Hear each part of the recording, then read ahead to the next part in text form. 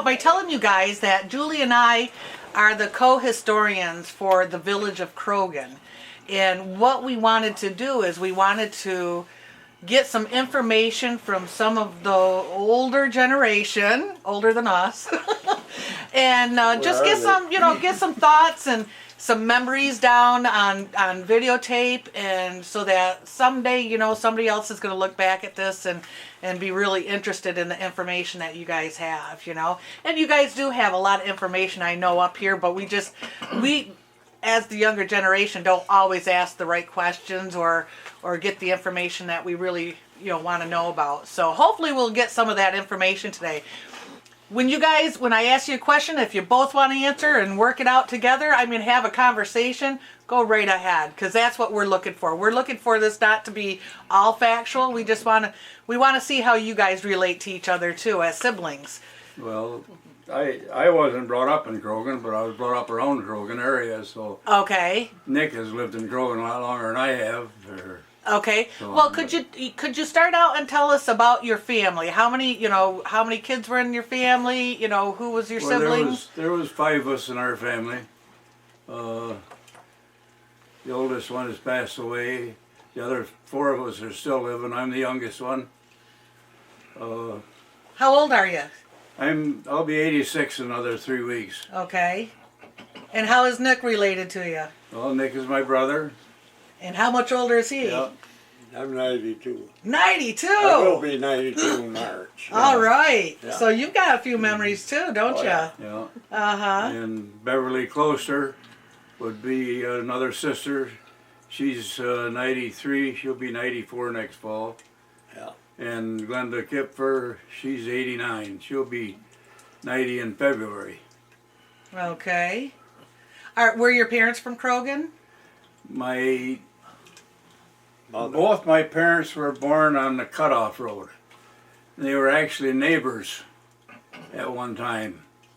Their parents had farms next door to each other, but they never had a relationship at all until my dad was in his mid-20s, I guess, and then he worked for my grandfather at one time on the farm there. And then in I think it was around 1914, 1915, Grandpa Verkler sold the farm to his son-in-law, and they moved to Croghan and lived where Mick and Jan live today. That's the old homestead that's been in that Verkler descendants now for 100 years, or a little over 100 years. After Grandpa Verkler had passed away, his daughter, which was my aunt, bought she and her husband bought it, was Phil Farney, and then their son Perry had it, and then Mickey bought it from Perry's son John. Okay. So it's been in that Verkler family, that house there for 100 years, or a little over 100 years now. Did you go there were you there quite a bit? Did you? Oh yeah, when I was kids, I was there. That was always our place that we went to Thanksgiving time. Always Thanksgiving, we always had Thanksgiving there. So you didn't hang out in Croghan much then, or did you? Well, Nick hung out more in Croghan than I did. Yeah. I mean, that's. Yeah, I didn't see Croghan. What kind of mischief did you get into, Minette? Oh, I couldn't tell you. Okay, well, we'll wait until later. And when you're loosened up, tell us a little bit about that mischief. Because I think you talked to me once about my grandpa, Maynard Monnet. Yeah, me and Maynard was big friends. I lived with Maynard for years. And how did you know him? Maynard? I really don't know. Hunting. Oh yeah, but I knew him. But you knew him long before that. Yeah. Maynard used to live just over here. We lived right down here. Okay. But we had land down here on the river. But we have 119 acres over there. And we used to come around this way. Well, we had to go through Beaver Falls. This bridge wasn't in then to get over there. And I don't know, Maynard, Brother Harrison and my dad were real close. Mm-hmm. And I guess that's probably how I got to know Maynard. But then, as years went on, I spent a lot of time with Maynard. Hunted with him, did a lot of things with Maynard. Wasn't that somebody that you got a little mischief with? Well, we got mischief a few times. Yeah. So we'll wait on that mischief then. Now you just talked about, when did this bridge go in then down here?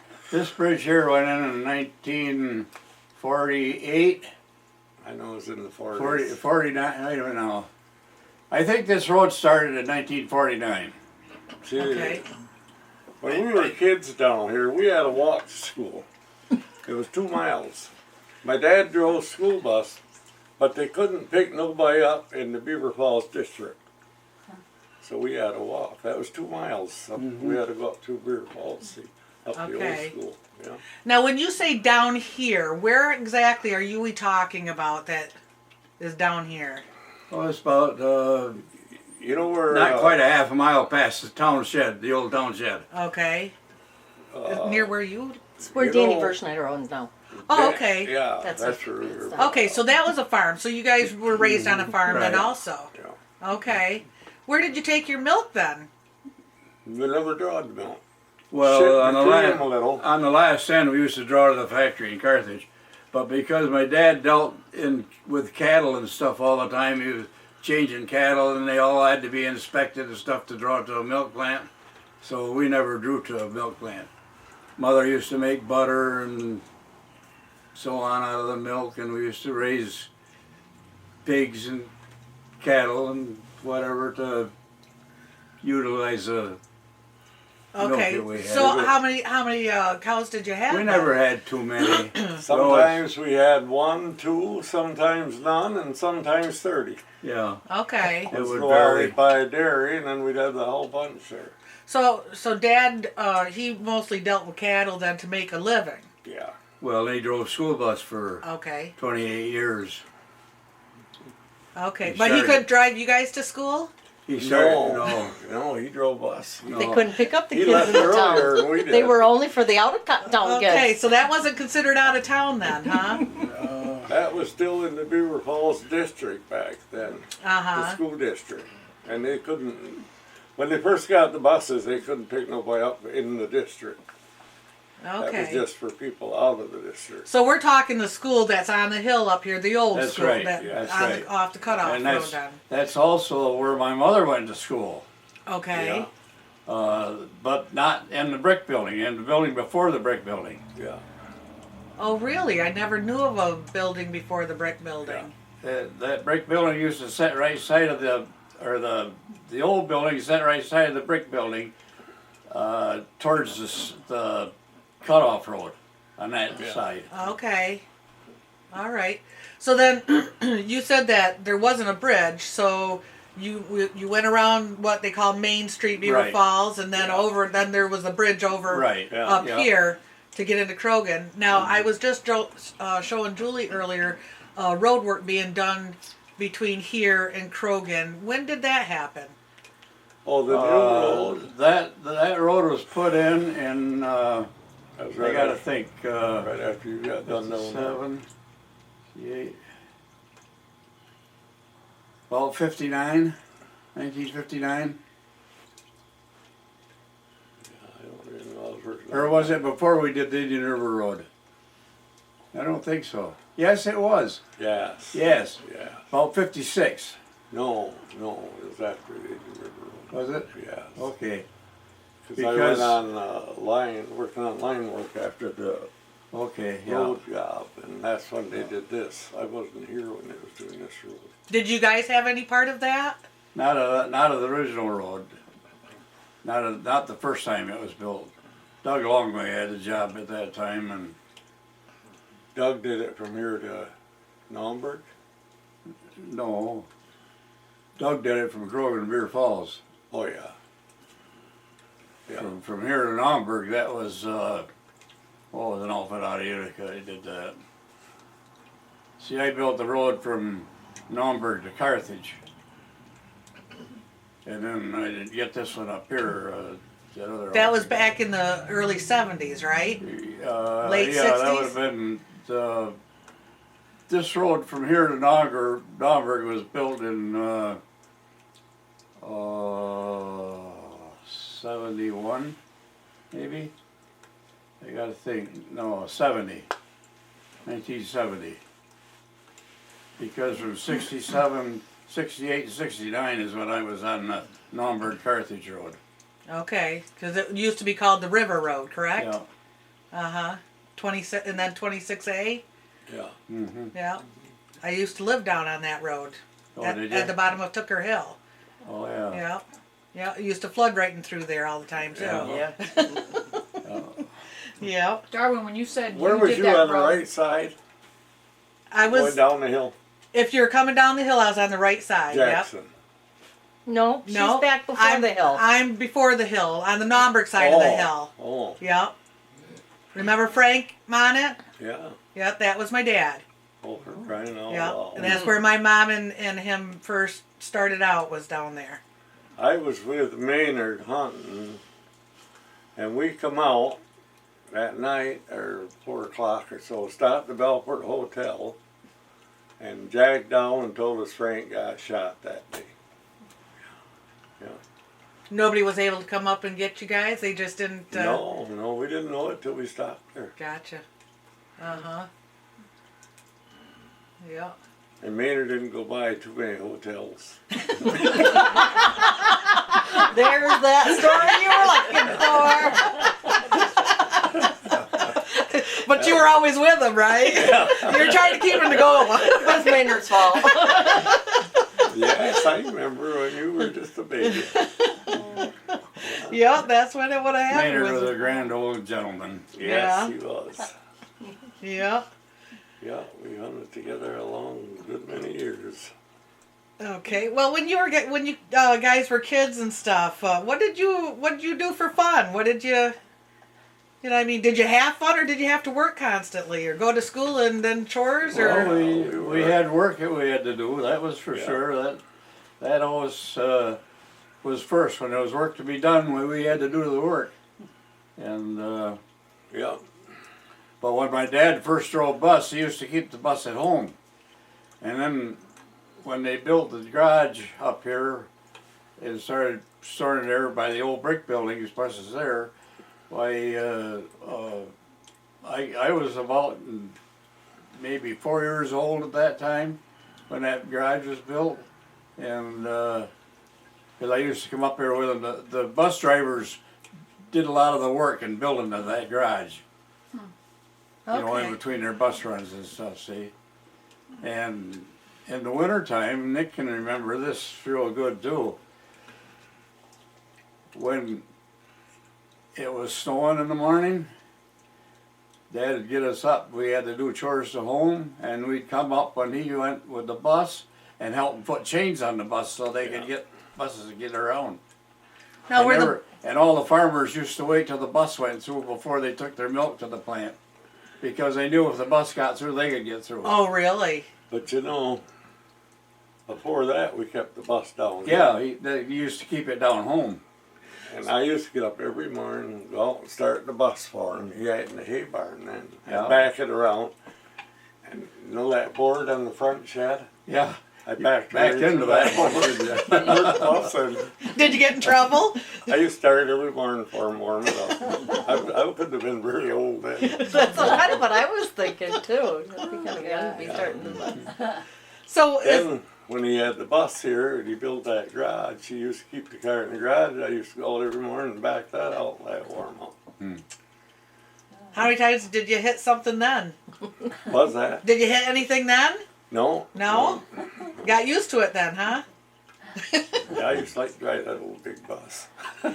Were the buses back then as big as what they are now? No, I don't remember how many passenger that Ford was, do you? No, They only had that two was a big- buses. 30 The- passenger probably.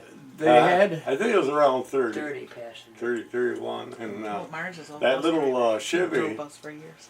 that was only a lot, about a 15, 16 Yeah, passenger. yeah. Now That's big the only ones two have buses 60 they had. passengers. Oh, so When they first built the garage up here, the buses were smaller, and then they got a bigger bus that Everett Shores used to drive, and they had to build the garage out a little bit, that stall, so the hood of the bus could go out there and they could get it in and shut the door. So how did they clear the roads back then? Snowplows. Were they like the ones we have now? Oh God, no! They were little Fords. Trucks. I bet the box wasn't 10 foot long on them, was it? Yeah. The old Marvin Harrington four-wheel drives. Yeah. Town of New Bremen. When Everett Hall was in there, come up with a push bar that he could hook two plows together. Yeah. And have more force to open the roads up. And they used to, like Town of Crogan, used to have a Caterpillar tractor with plows on it, with two wings on it. That when the roads really got plugged up, they'd open them up with that in the wintertime. I can remember right down through here when the roads, they couldn't get through with plows, and Everett Hall brought the dozer over from Town of Bremen and plowed the road to Dover. Yeah. With a bulldozer? Yes, sir. Oh my gosh, that had to have been a lot of work. Yeah, it took a lot of time. They didn't get very far each day. I wouldn't think so. Do you think that there was a lot more snow back then? Oh, yes, I think so, don't you? Well, Of course, they didn't have nothing to handle it with the either. thing of it is, today, when they plow the roads, they go so fast it throws it out. Yeah. Where before it was, all it would do was pile it up, and then when the wind would blow, it drifted in more because you had higher banks along the side of the road all the time, see? Yeah. True. And that's the same thing like in the village of Crogan. I got some pictures where they had the tunnel for the sidewalk, you know? Oh, really? And Right through by that was because people shoveled the sidewalk and just threw the snow here, and then when the wind would blow, it would just well, sift right in, see? they didn't clean the streets back then. I mean, they didn't have no way of drawing it No, away. everybody shoveled their own, and they just, you shoveled it, well, you just threw the snow to the side, and it built up, and Uh-huh. So they're pretty fortunate nowadays because they get it You all ain't cleaned kidding. out. oh, yeah, yeah. You don't have to jump the curb anymore, do you? Or the snowbank. No I doubt. mean, like today when it snows, they minute it's plowed, why they start drawing it away and getting the banks down. Where years ago that didn't happen. It stayed there till Mother Nature took it away in the spring. They probably didn't start to plow even until it stopped snowing too, right? Now they're out there plowing while I it's don't snowing. know. A lot of times when it was snowing, they even took them off the roads. Yeah, Wait for it Yeah. to stop. yeah. Well, they didn't salt and sand the roads like they did they? They Or did sand them. Did they? You know how they sand them? By They hand. had them little same trucks, and they loaded it by hand on the truck, and two men in the back shoveling off going down the road. It sound like fun? Not at all. Did you guys ever have a job like that? No, No. no, I What never. What did you guys do for work? I worked the block mill in Crogan, I think the first job I had. Then I went in the service, and I don't know when I got out. I think I went back to block mill again. Yeah, I think you probably did. Yes. And then I went to Buffalo for a couple of years down there doing carpenter work. I worked for you one summer on the road. Then I got on the line. I guess I was on the line. I was laid off when I worked for you. I worked on the line, electric lines. Okay, so when you say Building mostly. the electric lines, you mean like a regular like power lines. National Grid would do, or you're talking the big KV lines? Yeah. Last one I worked on is the big one that comes out, comes right through on the other side of Crogan there. I worked on that from Utica to Edwards. Yeah, 3 years right there. Did you get bit by any mosquitoes while that was going on? Well, they didn't bother me. No. You must have had to go through some swampy areas, didn't you? If you drank a little beer, they didn't like that.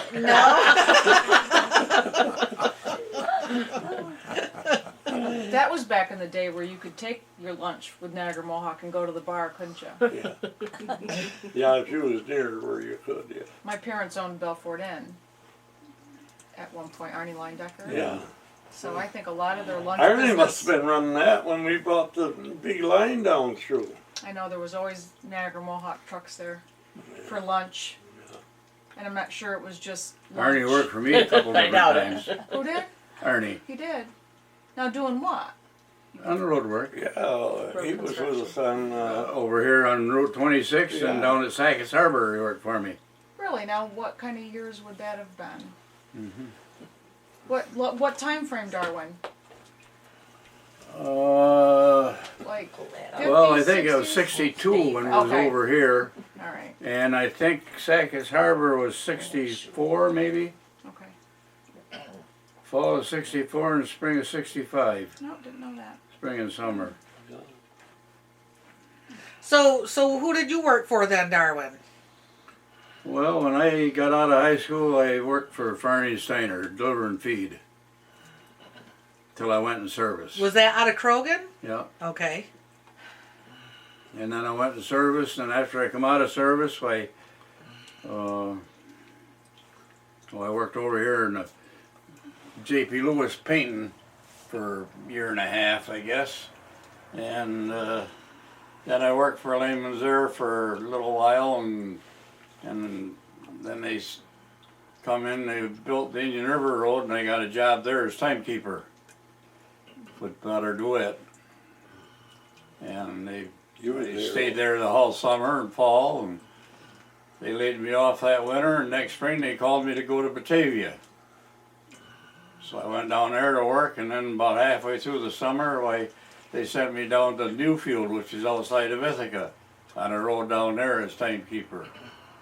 And then after that job was done, I went to Cheshire, and that's when I started doing foreman work. And then a couple of years later, I started running jobs, and that's all I ever did then after that for another 35 years, running road jobs. Now, what does a timekeeper do? Timekeeper at that time was almost like the radios are today and the phones. I mean, you had a telephone line in your office, and you kept track of everybody's time, and you kept track of the records, and all the books. bookwork, communications. The office would call, and they'd want somebody that you have to go get them so they could call back, and the superintendent and stuff. And that was that for the state or that a private company? That was a private contractor that I worked for. Okay. I worked for them from 1957 to 1980. And then from 80 to 93, I started working for different contractors. I think when Fort Drum started being built up, I told Eller I wasn't going to work away from home no more. But I didn't have to. I was knowing enough I could get jobs around here. But you'd work for one contractor till that job was done, then you had to go to different contractors. See? Fort Drum certainly has changed over the years, hasn't it? Yeah. God. Have you seen it recently? Well, I used to love the work when you rebuilt the whole road. I mean, when you went in and you just tore everything up and built the road. Today they don't do that no more. All they do is resurfacing and shoulder work and little stretches that they'll do and stuff. You know, I mean, I had a couple pretty good sized jobs. I had a job over on Route 11 and I had 125,000 yards of rock on it. And I had one up in Post Mills, I had 250,000 yards of rock on it. And they were quite challenging jobs. Yeah. Did a lot of blasted rock and stuff. And Did you guys want to say anything about your military service? Who No. were you? Army, Navy, Air Force, I was Marines? Navy, but I never was on a ship. No. I never left states. Okay. So where were you stationed? Rhode Island, Quonset Point, Air Okay. Force Base, yeah. Yeah, you was over, wasn't you? yeah, I was drafted and I went to Fort Knox, Kentucky for basic training. And when I got through with basic training, I come home and that's when we got married. And then I went overseas for a year and a half. I was in Japan and Korea. And I was in an amphibious tractor and tank battalion where these tanks go in the water and stuff, you know. And after I went overseas in December of '52, and the Korean War was over with in July of '53, something like that. And then after that, I didn't have enough points to rotate back home yet, see, so I had to stay. And but I did get to see a lot of country then. We used to go on maneuvers all the time. I was to Iwo Jima once, to Okinawa a couple times, plus being to Korea and so on. Uh-huh. So you said you got married and then you left her, but how did you meet her? Grew up together. Oh, okay. Yeah, back it was, I guess I was a senior in high school when I met her. And I was a freshman. Because Mom grew up in Toy Town. Oh, you grew up in Toy Town, Yeah. huh? Was your father one of the Yeah. mill workers? Mhm. Yeah. Yeah. Now, to go back to the history of Krogan a little bit, my grandfather moved to Krogan. Like I said, it was either 1914 or 1915, something like that. And of course, at that time, Mother was not married yet. She lived at Krogan, where Mick and Jan live today, see. And she's got a lot of